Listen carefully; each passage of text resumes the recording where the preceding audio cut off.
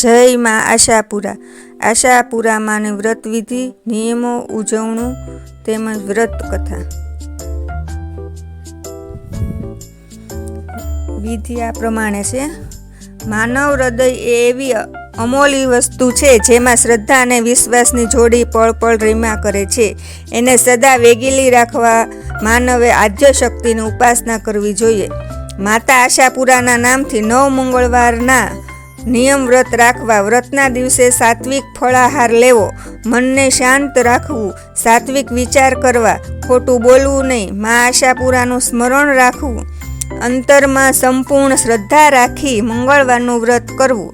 બપોરે નાહી ધોઈ સ્વચ્છ કપડાં પહેરવા, સ્વચ્છ જગ્યા પર બાજોઠ અથવા તો પાટલો મૂકવો, તેના પર મા આશાપુરાની છબી પધરાવવી, ઘીનો દીવો કરી અગરબત્તી પ્રગટાવી, શુદ્ધ પાણીનો લોટો ભરી રાખવો. 5 વસ્તુનો પ્રસાદ, સાકર, દૂધ, પાણી, ઘી તથા ઘઉંનો લોટ રાંધીને બનાવવો. પછી માતાજી આગળ ધરાવવો. શુદ્ધ આસન પર બેસવું. બેસતી વખતે જેમ 5 વસ્તુઓનો પ્રસાદ છે તેમ 5 તત્વો શરીરમાં ધારણ કરવા. સત્યરૂપી સાકર, ગમરૂપી ઘી, દવ્યરૂપી ધૂપ, પ્રેમરૂપી પાણી, લક્ષ્યરૂપી લોટ.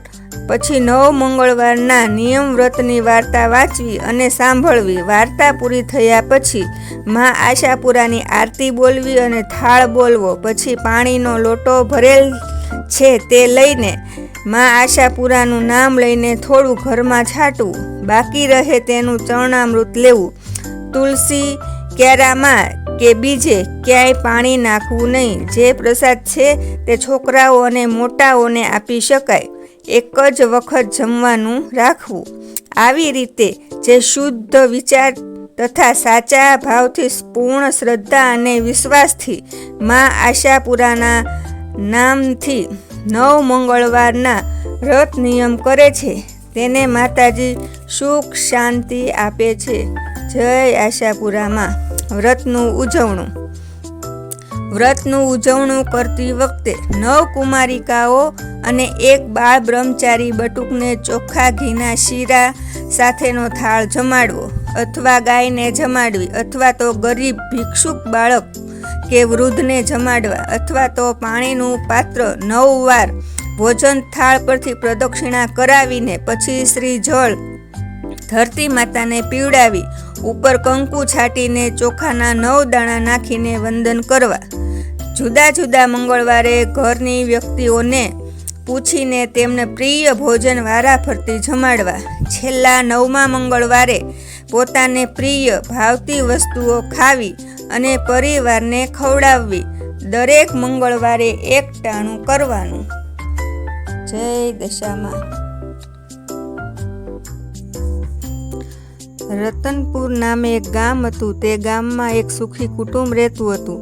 તે કુટુંબમાં પતિ પત્ની અને 3 બાળકો હતા. આ ભાઈને કરિયાણાની એક નાની દુકાન હતી. તે દુકાન વડે આખા કુટુંબનું ભરણ પોષણ કરતો હતો. સમય જતાં ભાઈ શરીરે થોડો અશક્ત રહેવા લાગ્યા એટલે મોટા દીકરાએ ભણતર છોડી દઈ પિતાજીનો ધંધો સંભાળી લીધો. તેનું નામ રાજ હતું. તે પિતાની જગ્યાએ દુકાન સંભાળવા લાગ્યો. 10-15 દિવસમાં તો તેનામાં વેપારની સૂઝ આવી ગઈ. ધીરે ધીરે તેની દુકાન ધમધોકાર ચાલવા લાગી.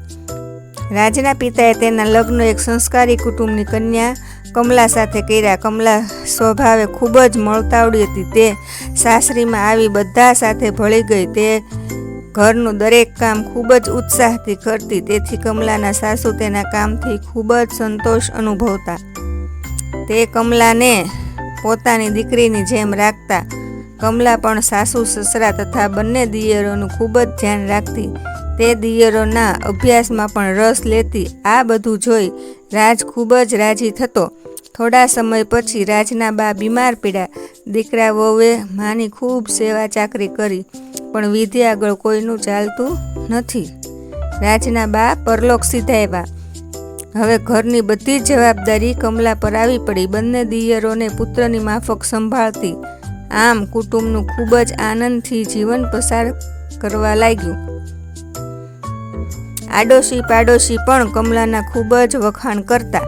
કમલાના દિયરોએ ભણતર પૂરું કર્યું. વચેટભાઈ સારી નોકરીએ લાગી ગયો પણ નોકરીમાં થોડી બુરી સંગત થઈ જવાથી વ્યસની બની ગયો. જ્યારે નાનો ભાઈ રાજ સાથે દુકાને જવા લાગ્યો. બંને ભાઈઓ ઉંમરલાયક થતાં તેમના લગ્ન શ્રીમંત કુટુંબની કન્યાઓ સાથે કરવામાં આવ્યા. થોડા દિવસમાં બધું જ વ્યવસ્થિત ચાલવા લાગ્યું. પછી ધીરે ધીરે ઘરનું વાતાવરણ બદલવા લાગ્યું. શ્રીમંત મા બાપની દીકરીઓના વિચાર શ્રીમંત બનવા લાગ્યા. તેમને ભાભીના સીધા સાધા વિચારો અણઘડ લાગવા લાગ્યા. ઘરના સુખ અને શાંતિભેરા વાતાવરણમાં હવે વિવાદ અને અશાંતિનું વાતાવરણ ઊભું થવા લાગ્યું.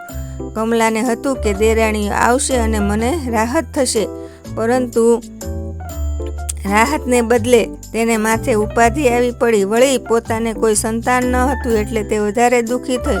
છતાં કમલા બધું સહન કરી જતી હતી. સમય જતાં દેરાણીને પુત્ર થયો એટલે દેરાણી ખૂબ જ અભિમાની થઈ ગઈ. ઘરમાં ગમે તેમ વર્તન કરવા લાગી. બંને નાની દેરાણીઓ ભેગી થઈ કમલાને હેરાન કરવા લાગી. હવે ઘરમાં કમલાને માનને બદલે અપમાન સહન કરવું પડ્યું. એકવાર દેરાણી પડોશમાં ગઈ અને બાબો ઊંઘતો હતો. તેવામાં તે રડવા લાગ્યો એટલે કમલાએ તેને તેડીને ચૂપ કરવા લાગી. ત્યાં તો અચાનક દેરાણી આવી ગઈ અને કમલાના હાથમાંથી બાબાને આંચકી લીધો. ગમે તેમ બબડવા લાગી.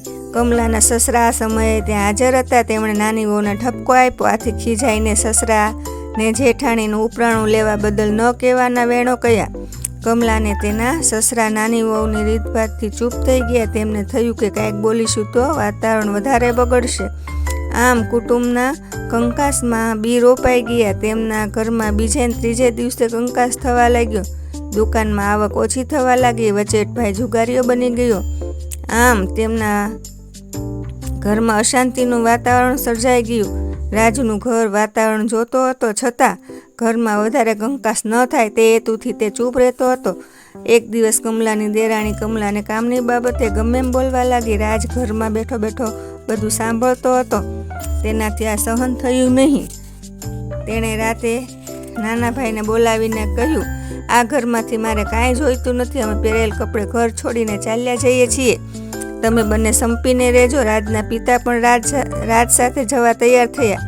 ત્રણેય જણા ઘર છોડી ચાલી નીકળ્યા. તેઓ બીજા ગામમાં એક નાની ઓરડી ભાડે લઈને રહેવા લાગ્યા.